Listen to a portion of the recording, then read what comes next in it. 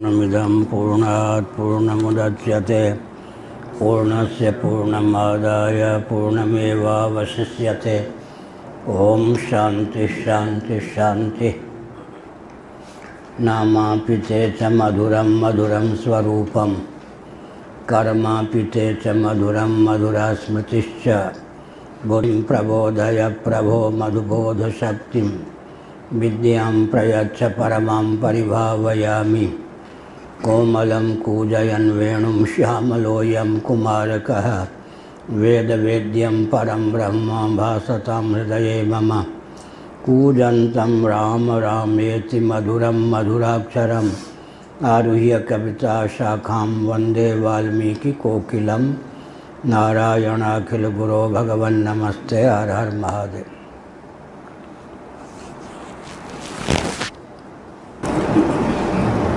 ब्रह्मसूत्र 1.4.22 पृष्ठ 520 नीचे से दूसरी पंक्ति। स्यादेतत् यदि न जीवाद ब्रह्म विद्यते हंत जीवस्फुट इति ब्रह्मापि तथा स्यात् तथा च निहितं गुहायाम् इति। यदि न जीवाद ब्रह्म विद्यते हंत जीवस्फुट इति ब्रह्मापि तथा स्यात् तथा च निहितं गुहायाम् इति नोपपद्यत इत्यतः नहि सत्यम् इति। तैत्रीय उपनिषद में सत्यम ज्ञानमनंतं ब्रह्म यो वेद नियतं गुहायाम ऐसा कहा गया है। ब्रह्म क्या है? सत्य है, ज्ञान है, अनंत है। दो शब्द विधिमुख से, एक शब्द निषेध मुख से कहा गया। सत्यम ज्ञानम विधिमुख से, अनंतम निषेध मुख से।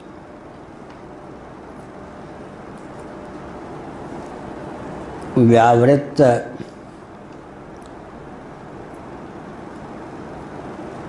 और अनुवृत्त दो शब्दों की प्राप्ति होती है।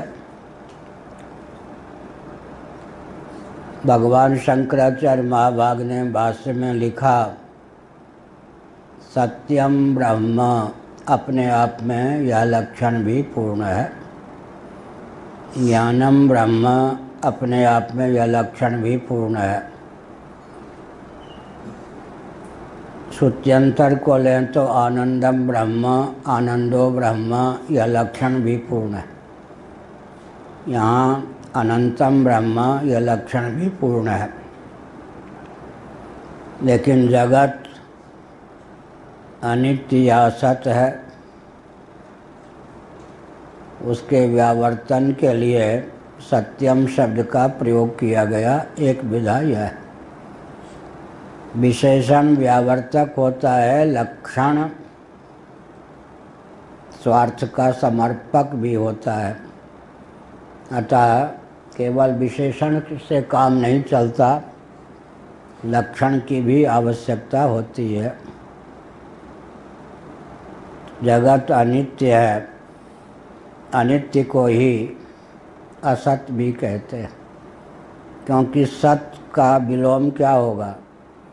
असत। नित्य का विलोम क्या होगा? नित्य। जब हम ब्रह्म को सच्चिदानंद कहते हैं तो जगत को असच्चिदानंद कहने में कोई आपत्ति नहीं है।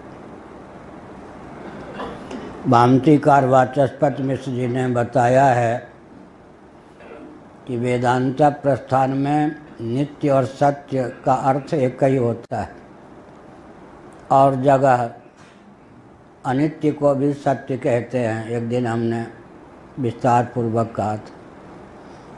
लेकिन वेदांत में नित्य ही सत्य है, सत्य ही नित्य है। औरों के यहाँ जो अनित्य है वो भी सत्य कहा जाता है। क्यों कहा जाता है? सत किसको कहते हैं? जिस जिसकी अर्थक क्रियाकारिता सिद्ध हो, उपयोगिता सिद्ध हो, जिससे मतलब या प्रयोजन की सिद्धि हो, सत्य है। लेकिन सत्य होता हुआ भी नित्य हो यह आवश्यक नहीं है। घटादि सत्य तो है लेकिन नित्य नहीं। और प्रस्थान में सत्य और नित्य में भेद होता है। वैशेषिक आदि को लेकर मैंने कहा। वेदांत प्रस्थान में नित्यो नित्यानाम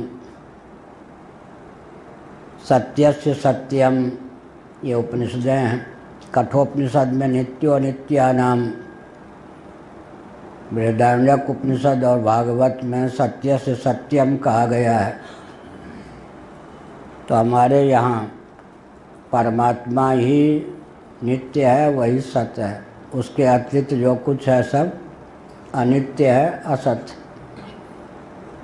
तो भगवान को या ब्रह्म को हम कहते हैं सत्य। जगत क्या है? असत्य। असत से विलक्षण सिद्ध करने के लिए भगवान को सत्य कहा गया। दृष्ट जो जगत है वो जड़ है, अचित है। उससे विलक्षण सिद्ध करने के लिए परमात्मा को हमने कहा चित्त ज्ञान। जगत दुखप्रद है, उससे विलक्षण सिद्ध करने के लिए परमात्मा को हमने कहा आनंद। यहाँ जगत परिच्छिन्नता से युक्त है।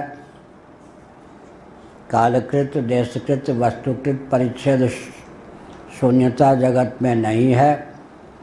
लेकिन ब्रह्म तत्व कालकृत, देशकृत, वस्तुकृत परिच्छेद शून्य है।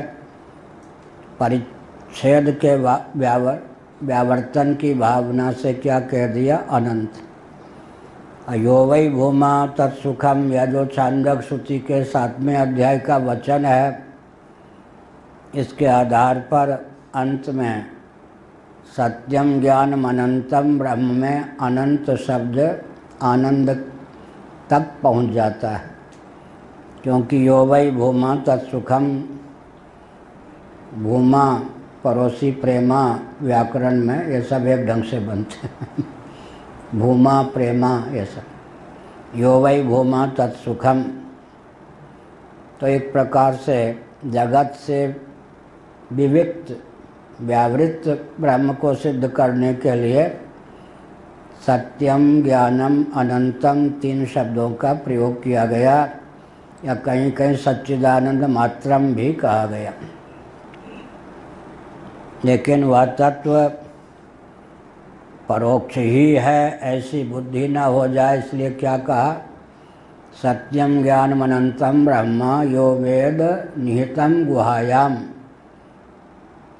वह परोक्ष नहीं, साक्षात अपरोक्ष है, प्रत्यगात्मा है। लेकिन उसको समझ पाना दुर्गम क्यों है? गुहा में स्थित है। गुहा माने गुफा। गुहा यो वेद निहितम गुहायाम। अब कोई कोई गुहा का अर्थ करते पंचकोश रूप गुहा में। यहाँ वृत्ति भेद से अविद्या अनेक है, तो अविद्या रूप गुहा में वह छिपा हुआ है। कौन? ब्रह्म। बहुत विचित्र बात है। जो अस्वप्रकाश है वह उद्भूत है, और जो स्वप्रकाश है वही छिपा हुआ है। ऐसी स्थिति में जीव की जिस प्रकार स्फुट अभिव्यक्ति होती है, स्फुट रीति से जीव अहमर्थ होकर उच्छलित विदित होता है, उस प्रकार से ब्रह्म क्यों नहीं विदित होता, उच्छलित होता, जबकि ब्रह्म और जीव में आप एकत्व स्वीकार करते हैं, जैसे कि महाकाश और घटाकाश में। यह पूर्व पक्ष दिया गया। श्रुति के अनुरोध से यो वेद निहितम गुहायाम, यहाँ ब्रह्म के लिए कहा गया कि गुहा में गंभीर भाव से सन्निहित है। पंचदशी कार ने कहा कि विचित्र गाथा यह है स्वयं एवानुभूतित्वात्, जो अनुभव स्वरूप होता है वह अनुभाव्य कैसे हो सकता है? अनुभाव्य माने अनुभव का विषय। अनुभाव्य कौन होगा? जो अनुभव स्वरूप नहीं होगा वो अनुभव का विषय होगा। तो जो जगत वस्तुतः अनिर्वचनीय है ही नहीं, वही सर पे छाए हुए है, वही अनुभव का विषय है। और जो सचमुच में है, जिसका अस्तित्व है, जिसी का अस्तित्व है, जिसके अस्तित्व के कारण ही फिर अन्य अस्तित्ववान परिलक्षित होते हैं, वही स्फुट रीति से उच्छलित नहीं है। यह पूर्व पक्ष हुआ। तो स्वयं अनुभूति स्वरूप या अनुभव स्वरूप है, अतः वह अनुभाव्य नहीं हो सकता। न तो असत्य, बंध्या पुत्र भी अनुभव का विषय नहीं हो सकता, लेकिन वह है ही नहीं। और ब्रह्म भी अनुभव का विषय नहीं हो सकता, क्योंकि अनुभव स्वरूप है। बंध्या पुत्र का अस्तित्व ही नहीं है और यह स्वप्रकाश अनुभव स्वरूप है। इसमें पंचदशीकार ने व्यावहारिक विधा से बहुत अच्छा उदाहरण दिया।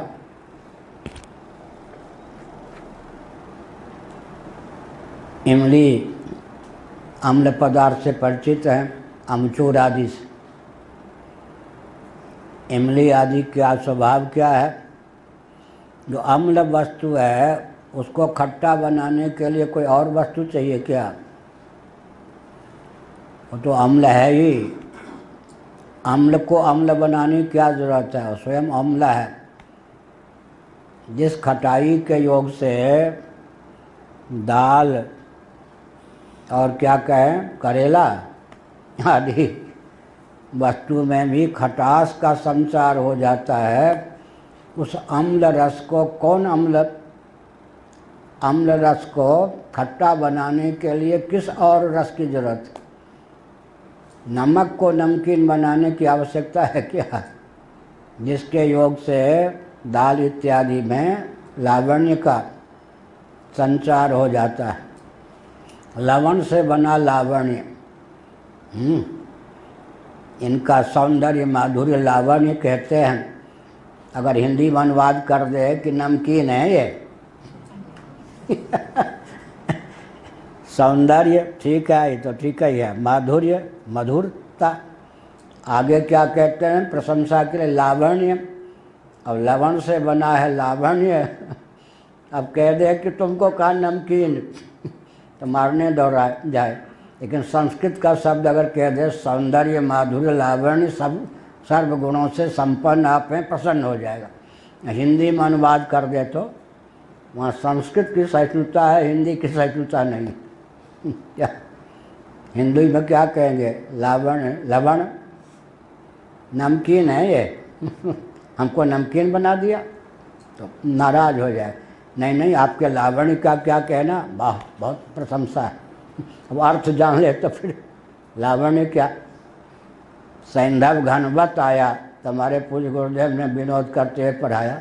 देखो श्रुति को क्या सूझा? सैंधव घन, महाराज ने तो नमक पाते थे न मीठा। सैंधव घन कहा, नमक की डली घनीभूत, उसके समान मीठे का उदाहरण दे देती श्रुति तो क्या बिगड़ता? सैंधव घनवत, सिंधु से, सिंधु नदी है और सिंधु महासागर, उससे जिसकी उत्पत्ति होती हो नमक, विशेष फलाहारी नमक सैंधव। तो यहाँ पर कहा गया कि अब कोई मधुर रस हो, मान लो किसको, स्वयं खांड इत्यादि जो स्वयं मधुर हो, मधुर को मधुर बनाने के लिए क्या जरूरत है? वो तो मधुर है ही, उसमें माधुर्य का समर्पक अन्य कौन हो सकता है? वो तो स्वयं मधुर है। इसी प्रकार पंचदशीकार ने कहा जो अनुभव स्वरूप है वो अनुभव का विषय कैसे होगा? अनुभव स्वरूप में अनुभाव्य का आधान कैसे कर सकते हैं? तो अनुभूति स्वरूप अनुभव स्वरूप होने के कारण आत्म तत्व अनुभाव्य नहीं है।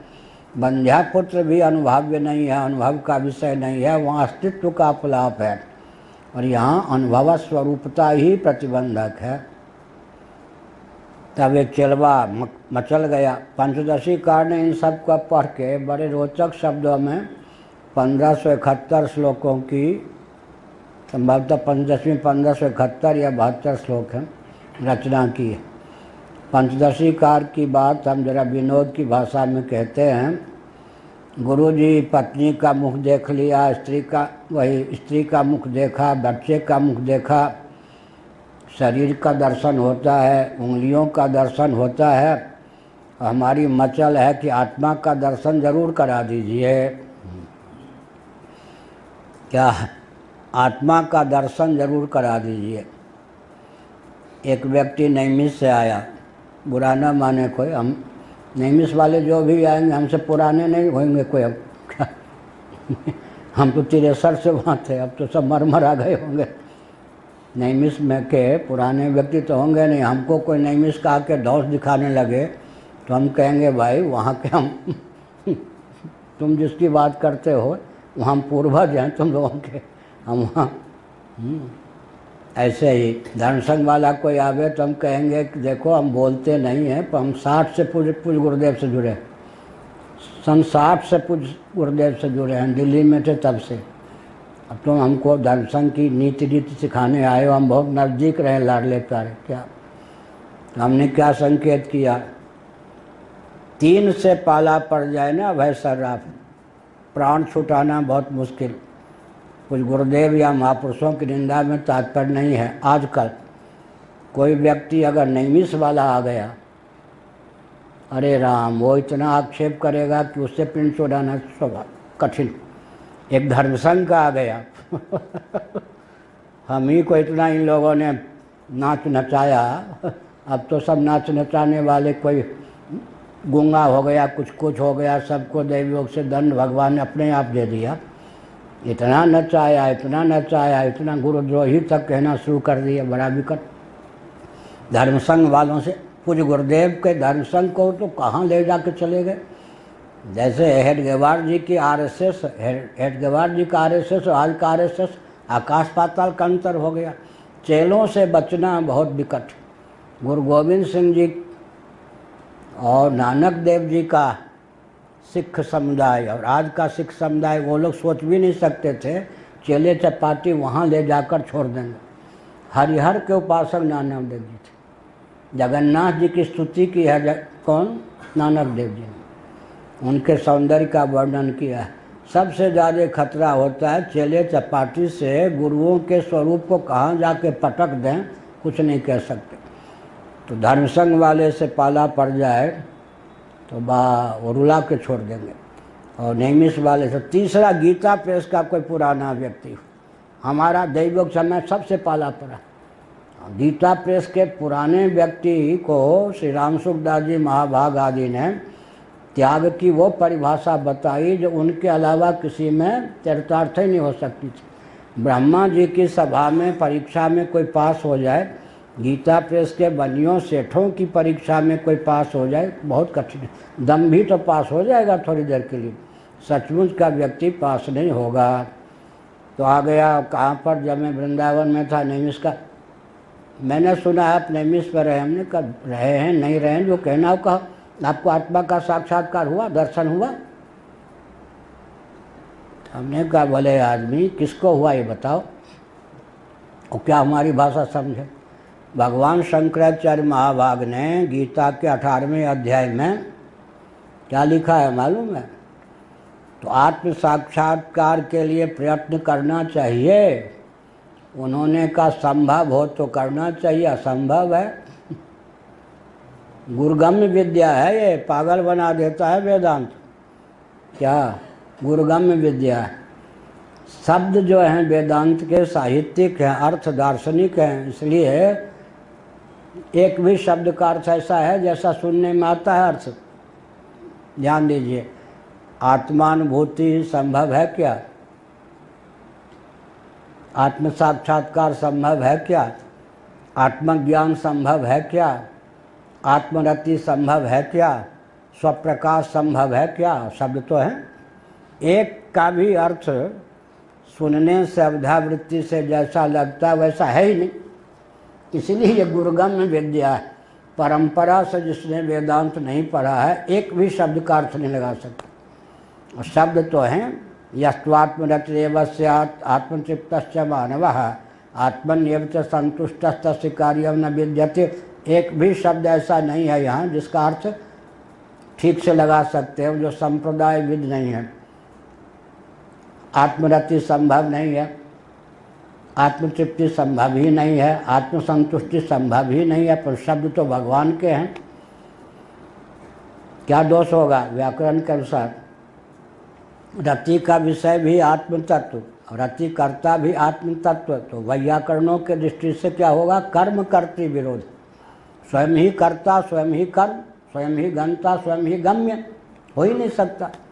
इसलिए हमने कहा वेदांत के शब्द बहुत ललित होते हैं, साहित्यिक ढंग से प्रवृत्त होते हैं, और एक का भी अर्थ साहित्यिक ढंग से लगाना चाहें तो तत्वज्ञान से दूर रहेंगे। इसलिए आत्मरति संभव ही नहीं है। तो भगवान शंकराचार्य जी ने क्या अर्थ किया? अनात्मरति की निवृत्ति ही आत्मरति है। क्या? आत्मरति संभव नहीं है, आत्मतृप्ति संभव नहीं है, तो अनात्म तृप्ति की निवृत्ति का नाम ही आत्मतृप्ति है। आत्मसंतुष्टि संभव नहीं है। ऐसे स्वप्रकाश का अर्थ क्या होता? स्वयं ही प्रकाशक और स्वयं ही प्रकाश। क्या संभव है? प्रकाश होगा तो प्रकाशक नहीं, प्रकाशक होगा तो प्रकाश नहीं। शब्द तो है, अर्थ वैसा होता ही नहीं। तो फिर वो इंग्लिश वाले ने आपको आत्म साक्षात्कार ही नहीं हुआ। हमने कहा चुपचाप रहो, जाओ कहीं पढ़ो लिखो, हमसे मत भिड़ो। किसी को हुआ हो तो लाके, किसी को आत्म साक्षात्कार हुआ ही नहीं। हमने कहा आज तक किसी को नहीं हुआ। वो क्या समझे? इधर उधर से सुन करके वेदांती लोग 2 मिनट भी टिक सकते हैं क्या? कुछ आता ही नहीं है सुन सुना के। तो फिर क्या हुआ? आत्मरति संभव नहीं। स्वप्रकाश का अर्थ क्या होता है? स्वयं ही स्वयं से प्रकाशित। क्या संभव है? और शब्द तो है। तो स्वप्रकाश का अर्थ हमारे पूज्य गुरुदेव ने अहमर्थ नामक ग्रंथ में 4 चरणों में किया। स्वप्रकाश का अर्थ क्या होगा? जो श्वेतर सबका उभासक हो, अपने अलावा सबका उभासक हो, स्वयं भी स्वयं से भाषित ना हो। एक श्वेतर अपने अलावा सबका उभासक हो, अवभाषण क्रिया का कर्तृत्व भी जिसमें सविता प्रकाशते के समान उपचरित हो, अवेद्य होता हुआ जो अपरोक्ष हो, न तादृश हो न एतादृश हो। पंचदशी रामकृष्ण टीका हम अर्थ इन सबको लेकर हमने कहा स्वप्रकाश का ऐसा अर्थ होता है। अब आजकल के वेदांती स्वप्रकाश माने स्वयं ही स्वयं से प्रकाशित, मार डालेंगे। चेला भी मरेगा, गुरु भी तो मरेंगे ही। माने एक अगर गलत ढंग से अर्थ समझ में आ गया तो 2-4 जन तो जाएगा, फिसल जाएगा। इसीलिए ये सब विद्या जो है गुरुगम्य विद्या है। क्या? चलते फिरते नहीं हो, चलती फिरती विद्या नहीं, गुरुगम्य है। तो यहाँ कहा कि गुरुजी सबका दर्शन हुआ, आत्म साक्षात्कार करा दीजिए। तो पंचदशी कार ने कहा कर ले बेटा, 1 सेकंड में 1 मिनट में आत्म साक्षात्कार हो जाएगा, लेकिन उसको सहने की आवश्यकता है। हम लोग मदारी की तरह बोले ना, सैकड़ों व्यक्ति एक ही दिन में 1 घंटे के अंदर कहेंगे कि हम जीवन मुक्त हो गए, स्वामी जी ने जीवन मुक्त बना दिया। और जादूगर की शैली में वेदांत कैसे बोला जाएगा? कर लो आत्म साक्षात्कार। घटक ज्ञान में जो ज्ञान है वो आत्मा का साक्षात्कार है या नहीं? मान लेगा कोई? है, आत्मा ही है। आत्मा कहाँ और घटक ज्ञान कहाँ? घट को हटा दीजिए तो ज्ञान कहाँ चला जाएगा? दर्पण में जो आपका मुख का दर्शन करने के लिए कोई बच्चा मचल जाए तो क्या करेंगे? मुख का दर्शन करने के लिए तो दर्पण लाएंगे। है यहाँ, दिखेगा वहाँ। दर्पण को ऑन दो तो कहाँ चला गया वो मुख? तो दृश्य जो हो रहा था कहाँ चला गया? अदृश्य हो गया, मुखरूप हो गया। मैया चंद खिलौना लई हो। अब बुढ़ी दादी की माता बुढ़ी थी, कौन? यशोदा जी। अब उसके दिमाग में न आवे मैया चंद खिलौना लाई हम, ये गोपियों को बुलाया नई नई बहुओं को, ये कहता है लाला मचल गया, चंदा को खिलौना दे, वहाँ का चंदा मैं कैसे लाऊं? अरे आप बूढ़ी हो गई हो, देखो एक परात लाओ, पानी रखो, वो चंदा यहाँ आ जाएगा। अब बच्चा बड़ा प्रसन्न हो गया, अब बुढ़ी के काम ही न चले। ऐसे ही हंसाते हैं कथावाचक लोग क्या